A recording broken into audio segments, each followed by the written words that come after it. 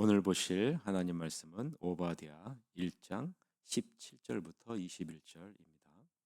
오바댜 1장 17절부터 21절 말씀 보겠습니다.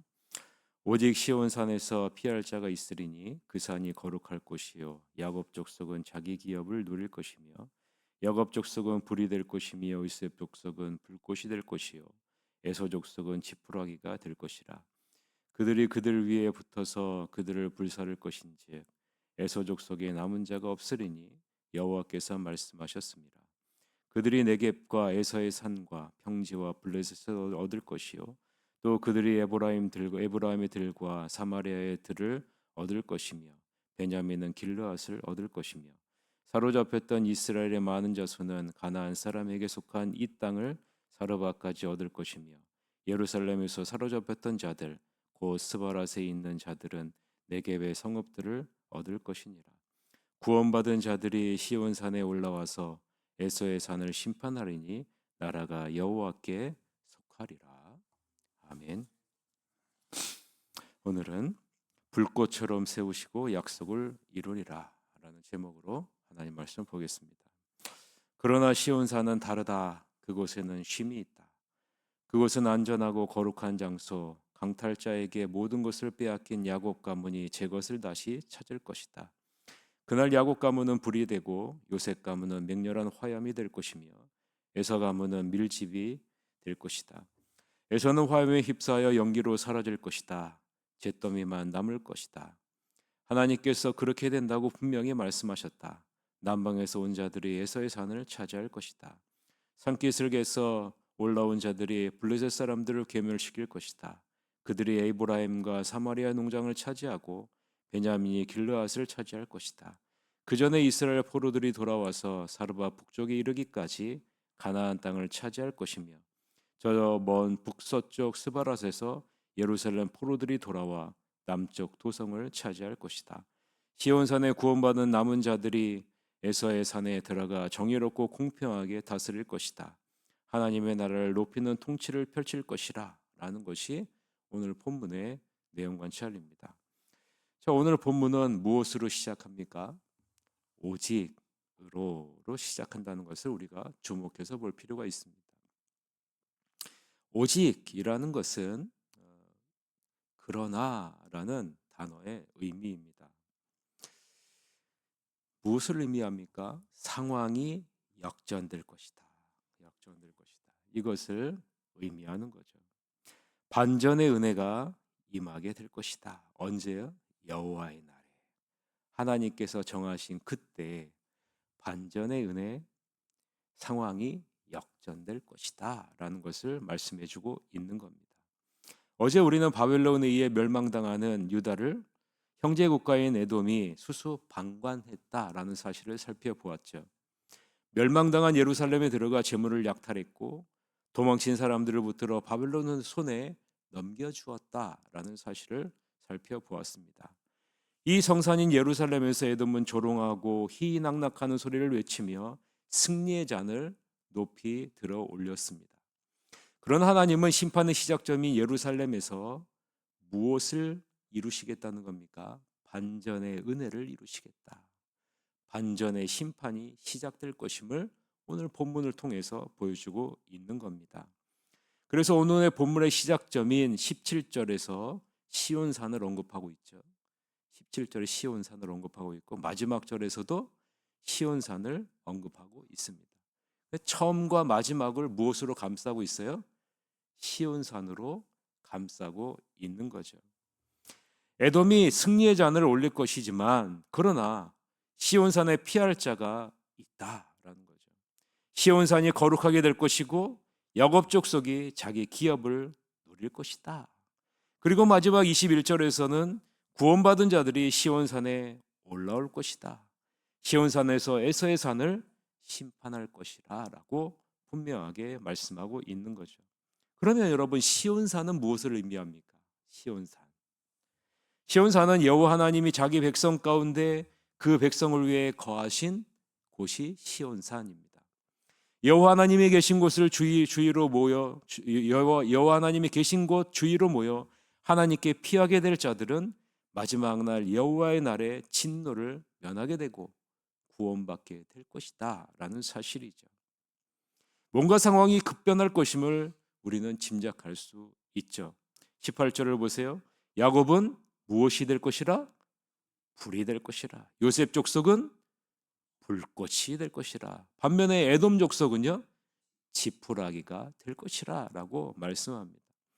여호와 날의 모든 상황이 완전히 역전될 것을 분명하게 우리에게 보여주고 있는 겁니다. 17절 18절 같이 한번 읽읍시다. 오직 시온산에서 피할 자가 있으리니 그 산이 거룩할 것이요 야곱 족속은 자기 기업을 누릴 것이며 야곱 족속은 불이 될 것이며 요셉 족속은 불꽃이 될 것이요 에서 족속은 지푸라기가 될 것이라. 그들이 그들 위에 붙어서 그들을 불사를 것인즉 에서 족속에 남은 자가 없으리니 여호와께서 말씀하셨음이라 라고 말씀하죠. 마지막 때 하나님의 백성이 회복의 은혜를 누리게 될 것이다 라는 선포입니다. 이방인들은 자기의 악으로 심판을 당하지만 하나님의 자녀들은 하나님의 절대적인 은혜로 구원의 은혜, 회복의 은혜를 누리게 될 것이다 라고 말씀해 주고 있는 겁니다. 누구를 통해서요? 하나님의 진정한 성전의 원형 되시는 예수 그리스도를 통해서, 그리스도의 몸을 이루는 교회를 통해서 진정한 회복의 은혜를 누리게 될 것이다 라고 분명하게 선포하고 있는 거죠.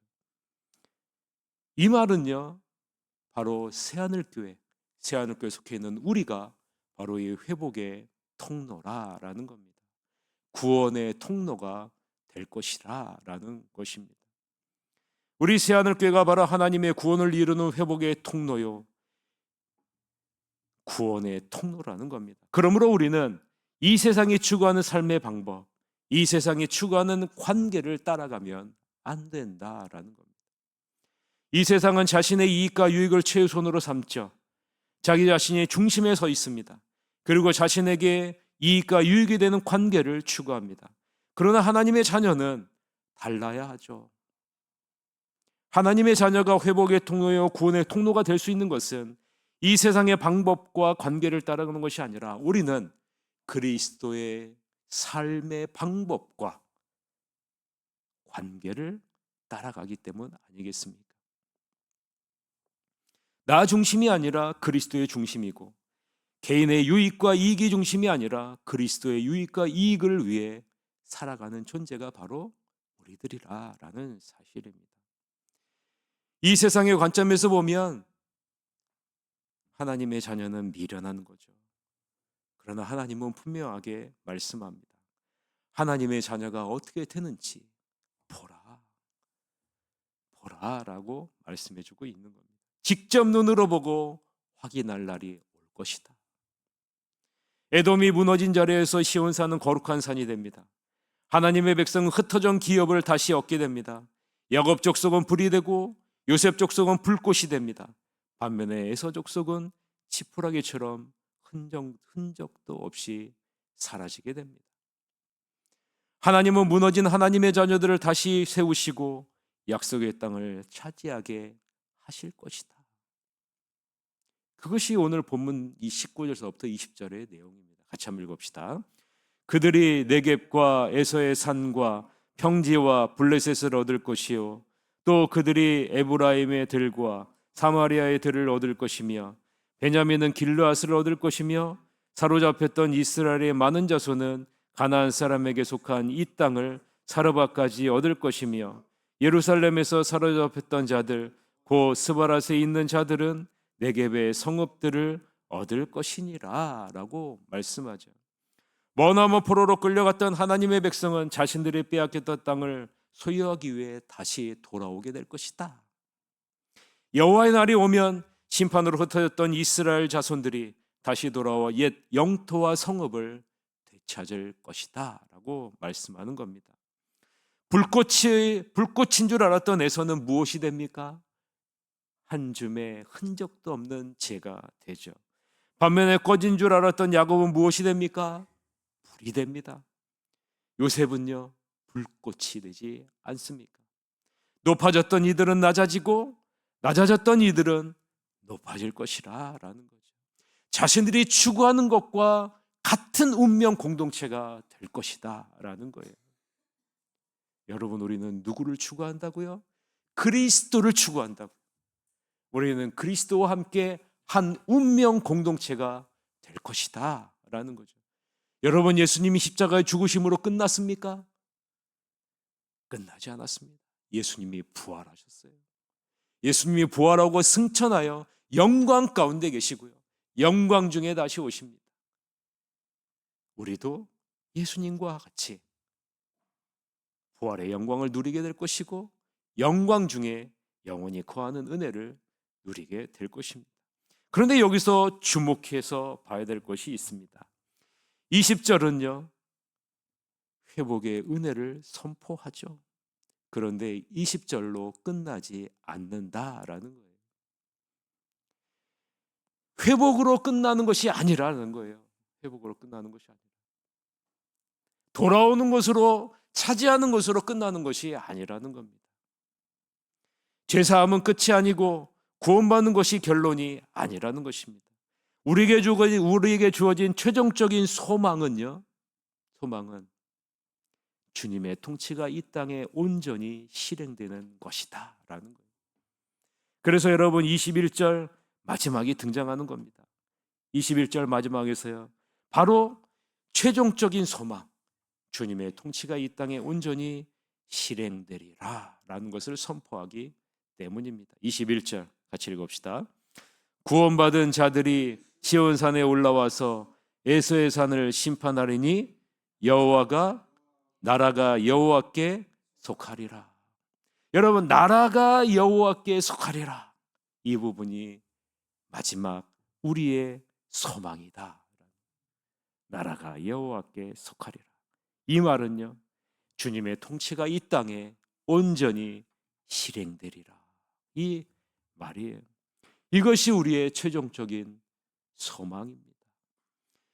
주님께서 재림하시는 것을 의미하겠죠. 여러분의 최종적인 소망은 주님이 이 땅에 다시 오셔서 온전한 통치, 완전한 실행을 이루시는 이것이 우리의 최종적인 소망이요, 우리가 바라보며 살아가야 할 지점이라는 사실입니다. 구원받은 자들이 여호와께 속하게 되는 것이 우리의 최종적인 소망이라는 것이죠. 이러한 주님의 통치는 예수님이 이 땅에 오셔서 십자가에 죽으시고 부활하심으로 시작되었고, 예수님이 영광 중에 다시 오실 그때에 완성됩니다. 마태복음 25장 31절서부터 34절에 보면, 인자가 자기의 영광으로 모든 천사와 함께 올 때에 자기 영광의 보좌에 앉으리니 모든 민족을 그 앞에 모으고 각각 구분하기를, 목자가 양과 염소를 구분하는 것 같이 하여 양은 그 오른편에 염소는 왼편에 두리라.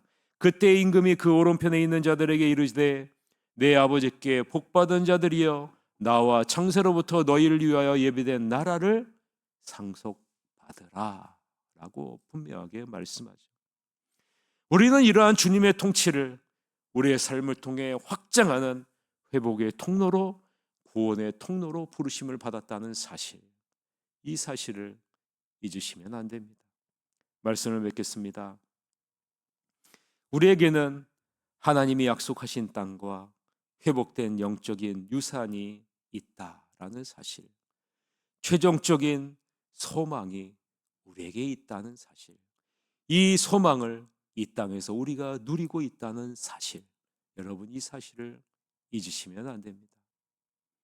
회복의 통로로, 구원의 통로로 주님의 통치를 나의 삶을 통해 이 땅에 확장시키는 복된 삶을 살아내라고 우리를 먼저 부르셨고, 이 땅에 지금 이 자리에 우리를 두신 것입니다.